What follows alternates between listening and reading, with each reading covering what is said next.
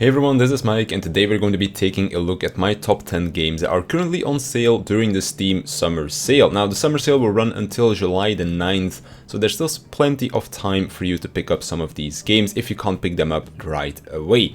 Now criteria are very simple. They need to be games that I personally enjoyed a lot, be it for their gameplay, story or both, and they also need to have a 50% or more discount. Because of this, some games didn't make the list, but I will be mentioning some extras that I believe are great games that do not have this 50% or more discount later in the video as honorable mentions. So let's get started with number 1, and this one will come as no surprise.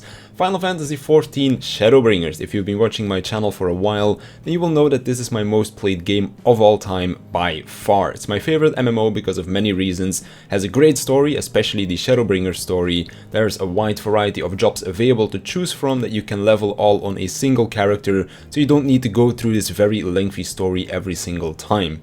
There are plenty of dungeons, trials and raids for you to sink time in, and so much more. Definitely a game that you can spend easily over a couple thousand hours on and still have more content to do.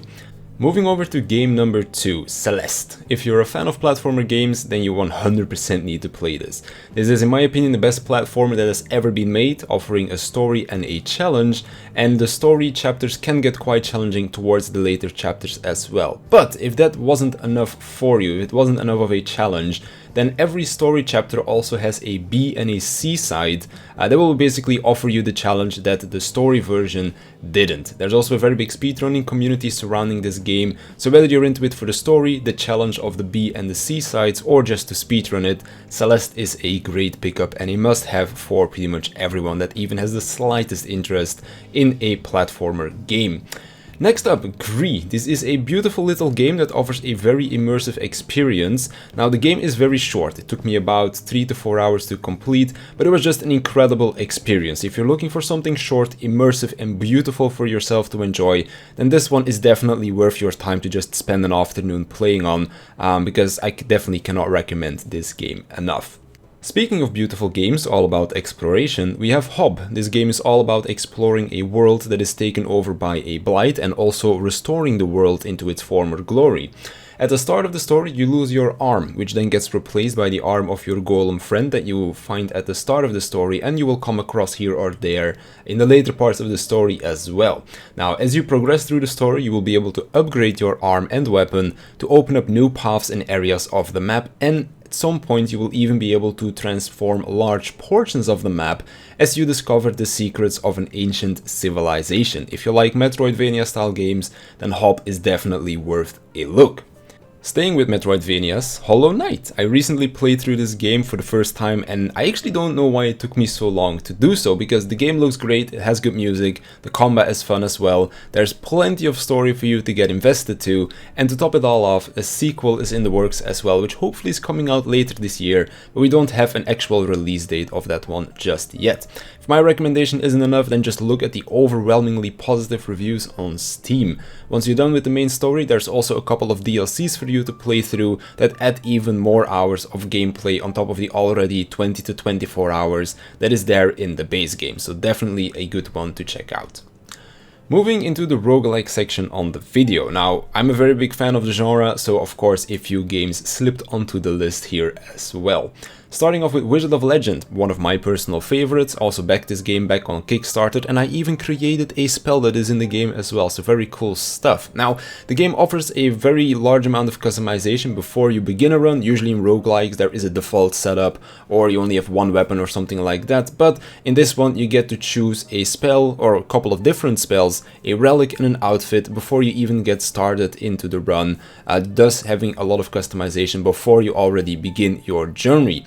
Now of course you get to add to this loadout as you progress through the Chaos Trials, and if you want to just feel like a badass wizard slinging around spells in a very fast-paced combat, then this is definitely one to check out.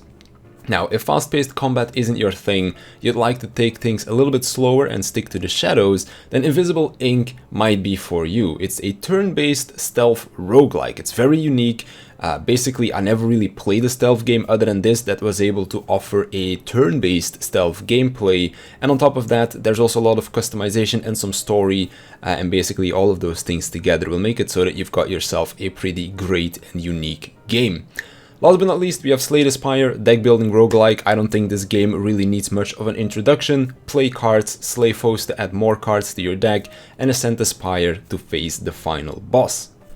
The next two games are best enjoyed with friends. Although they do offer single player experiences, I do believe that they are better enjoyed with some other people. First of all, Splinter Cell Blacklist is a stealth game that has both a fun story to play through, co-op missions to enjoy with a friend, or multiplayer where you get to fight in an asymmetric teams in the Spies vs Merc game mode. The game offers a wide variety of customization that best suits your playstyle, both in the single player campaign as well as co-op and PvP. My favorite game mode is Spy vs Merc, where you're either defending objectives as mercs or you're moving through the shadows as spies trying to hack into those terminals that the mercs are defending. Definitely very unique game modes that I don't really see all that much in other games either, and asymmetric teams is always pretty fun to play around with. Finally, we have Towerfall Ascension. This game does have a single player game mode, but I don't really think the single player version of this game is all that great. This one is best enjoyed playing PvP with your friends. Just an incredible amount of fun to shoot arrows at each other in a very fast and exciting PvP style game. It might not look that amazing at first, but once you get going with 1 or up to 3 friends, then this is some of the best couch co-op PvP that you could ask for. I've always had a blast playing this with friends and definitely recommend it to anyone that might just have an extra controller lying around or that wants to just play co-op over something like Parsec or Steam Share Play with some friends. Now, this concludes the list, but before I end the video, I'm gonna take a look at some honorable mentions, like I mentioned at the start of this video. These games did not make the list because they just don't have as big of a discount. It doesn't mean that there's not a very big discount on them, however, it's just not as big or big enough to make it onto the 50% discount list. First of all, we have Destiny 2, a game that I've been enjoying ever since the game came out almost 3 years ago. It's an MMO first-person looter shooter, and that's something that you don't really see around all that much. It has great build customization, and whichever your playstyle may be, you'll definitely find the class and weapons that best fit your liking. Whether you're playing it for the raids, the dungeons, or other PvP content, or for the PvP, Destiny 2 will have something for everyone. There's also a fairly large amount of the content available for free, so it might be a good idea for you to check that out first before you end up buying into the expansions, which those are the ones that are on sale right now. Moving on to Katana Zero, a fast-paced sword-swinging adventure that offers a fantastic story, even better gameplay, and a couple of endgame activities for you to enjoy. Now, the story is relatively short, but once you're done with that, there is some incentive for you to play through it a few more times to find some secrets, including a secret boss fight, and then once you're done hunting for those achievements, finding all of those secrets, there's also a hard mode version of the story as well as a speedrun mode for you to sink some extra time into that are both very fun to play through. Seeing how I'm into roguelikes, here's 2 more. Hades got a big update a few days ago, adding into even more content to the early access, and the official release of the game is getting very close at this point, with the current update being the last one before the launch of the 1.0 version. You assume the role of the son of Hades, and you try to escape hell in a roguelike that has a lot of story elements in it as well, which is something that you don't really get to see in many roguelike games.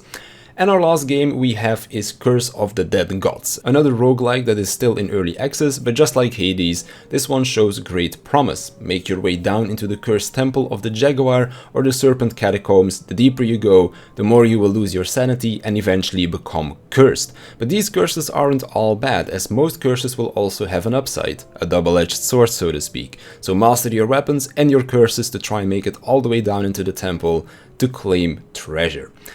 And that is going to be the end of my recommendations for this Steam Summer Sale. There will of course be games that I have missed because either I'm not immediately thinking about them right now, I didn't notice they had a discount, or maybe the discount on there might not be as big as some of the other ones on this list. So if there are some other games out there that you think definitely deserve some more attention, feel free to leave your recommendations in the comments section down below. But that's going to be it for me. I want to thank you for watching, I want to thank my Patreons for supporting me, and I'll see you in the next one.